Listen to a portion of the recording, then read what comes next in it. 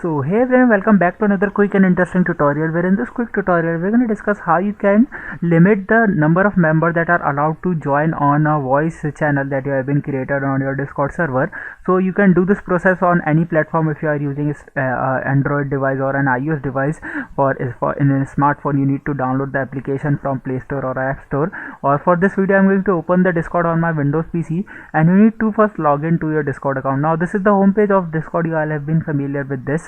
Now to limit the number of members on a voice channel, here on the left window, first of all you have to select the server of which you want to make these settings. For example, if I select this server, here below the full name of the server, you're gonna see all the voice and text channels.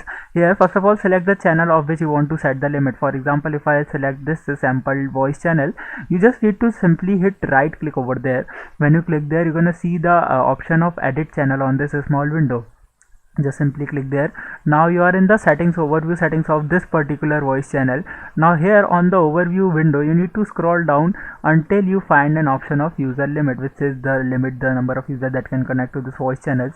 Users or move members permission. Ignore this limit, you can move other users into the channel. Once someone leaves this, the limit has been again achieved and you can add new members.